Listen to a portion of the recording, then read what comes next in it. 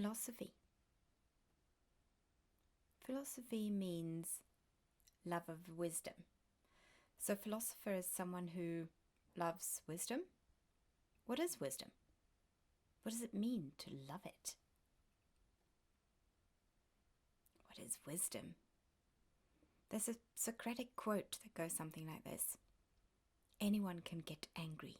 That's not difficult. But to get angry at the right time, for the right reason, to the right degree, with the right consequences, that's hard. There's something about seeing patterns. Maybe you have to be old or newborn, like the ancient eyes of a newborn baby. Before language. We have to get back to that later.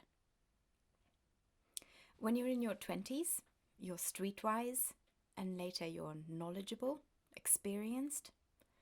There's something potentially wise about experience. Something about having an understanding of what it means to be a human. Self-knowledge. Self-transcendence. Something about being unbiased, unattached to outcomes.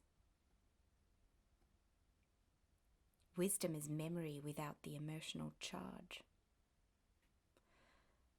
So, just combining a few concepts a little. If giftedness can be described as a measure of potential, and mental health can be described as inner organization and aliveness. So let's say that wisdom is alive, organized potential. It's for those who know that wisdom is anti-fragile, like a muscle.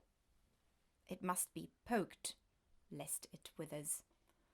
Or wisdom is alive, organized potential transcendence, using potential as an adverb instead.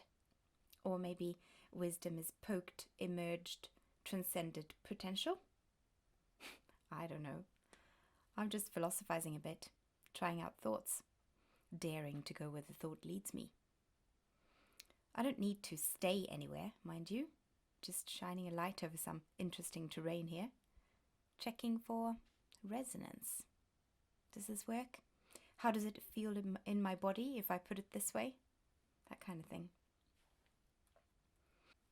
Resonance, the natural frequency of a musical instrument or a person's interior responding when a similar frequency is picked up.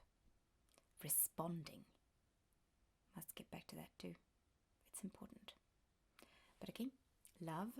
Philosophy is the love of wisdom. What is it to love wisdom? What does love mean in this respect? To give attention? To devote time to hold space for? To reflect on? I mean, to hold in your heart even when you're not together? What do you do when you love wisdom? What does a philosopher do? Respond. Let's say it's like everything, the trees, the grief, the universe is talking to us all the time. And to be a philosopher is to respond, to be in dialogue with life itself. Dialogos, through the word. Words. Language, this infinitely exciting topic. What do we use language for? Okay, so I'm going to test some sentences. How meta, right? To use language to find out about how we use language. Talk. How do we talk to each other? It isn't always going very well, the talking. I mean, in the media and on social media, I guess. I'm going to lead a philosophical practice course called Logic for Life in February, and I'm collecting examples from media and social media to discuss. It's not been very hard to find examples of logical fallacies, like ad hominem, right? Many versions, and affirming the consequent, poisoning the well, inappropriate appeal to authority, straw man, begging the question, slippery slope, red herring, or reductio ad Hitlerum?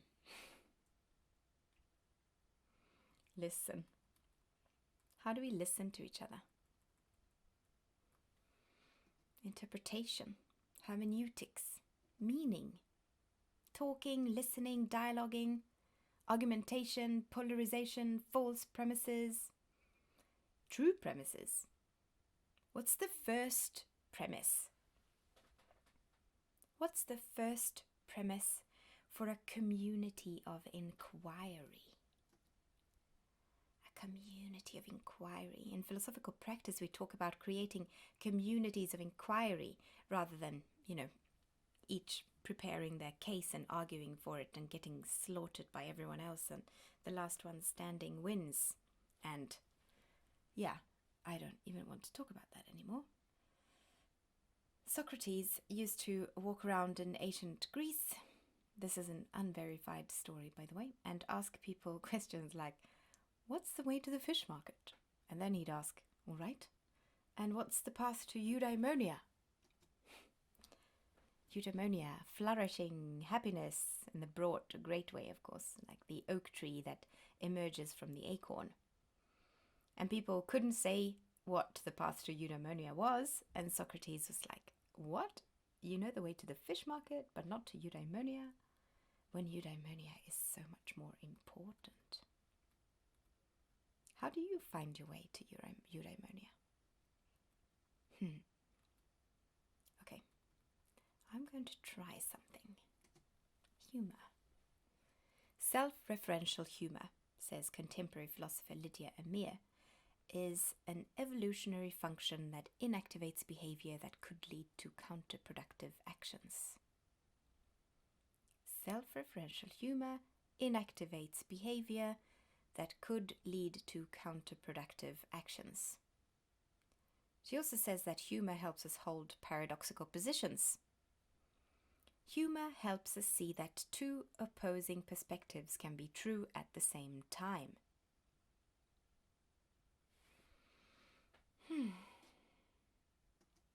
Mentor. Apprentice and mentor. The philosopher is both mentor and apprentice. Apprentice and mentor. Beginner's mind, Grandchild and grandparent, but not parent. The apprentice's jaw drops. Everything in life is wondrous. Philosophy begins in wonder, they say. And the mentor knows that education also applies to the will. The will is the tool in the art of life. Philosophical practice educates one's will and cultivates one's needs.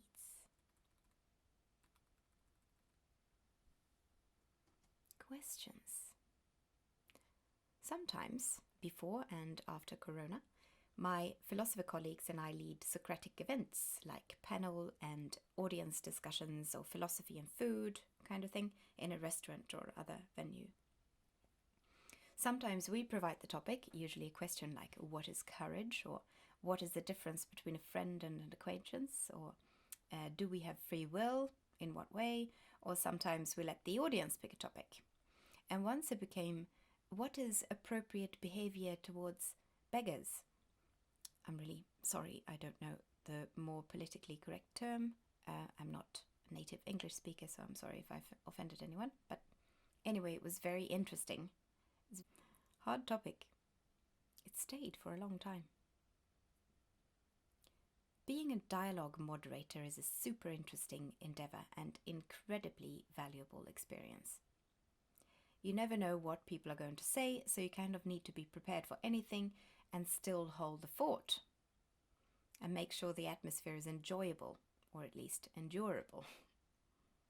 So when someone says something that perhaps isn't eloquently put, or maybe it didn't come out in the way they wanted to, and there's a bewildered silence, I, the moderator, get to mirror that something back in different words, or help them express the thought that is struggling to emerge.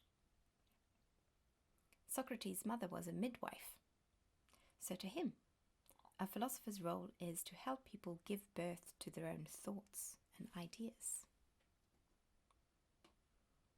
And like my colleague Matthew once said, people have a reason for saying what they say, I just don't know it yet or understand it. In any case, that reason or reasoning or perspective that I don't know is, at least when I'm moderating, very interesting. I want to understand it. I'm going to make sure that I and the others present do understand it. I'm going to make sure that the person who was talking stays until the end and leaves with a sense of having turned on their Homo philosophicus gene, feeling better equipped to handle their everyday, feeling like they're on their path. If I make them feel like they are stupid, bad, and or wrong, I'm finished as a moderator. Anyway, when something that someone says resonates within you, you've learned something about your values. And when you get angry and philosophize about it, you also learn something about your values. Philosophy dispels the fog. Quote Sartre, a lucid view of even the darkest situation implies that the situation is thinkable. The situation is thinkable. That gives inner organization and aliveness. Mental health, right? Even in the darkest of situations. Emancipation. Emancipation is in my mission vision for my philosophical practice. Philosophy as emancipation from unsuitable ways of life. Responding to life with graceful urgency. Responding to the graceful urgency of life, or something like that. I'm working on it. Gracefully continuing, sensing, intuiting, being in wonder. What is philosophical practice? It's philosophy outside the academy, simply. Philosophy in prisons, like they do in Holland and Norway. Philosophy in care facilities, hospitals, rehabilitation. Philosophy with children. Philosophy at work. I just finished a 9-week course of existential dialogues where I was employed by this local government agency that works with people who don't work, burnt out people, long-term unemployed, retired. Public lectures and panels could be, say, discussing a movie or a political debate after the show or spectacle, with or without food or wine. Oh, and I have a point with this little speech. I think that practicing philosophy could be really, really good for society this and the next. It's possible that philosophical practice is good and that we should do it more.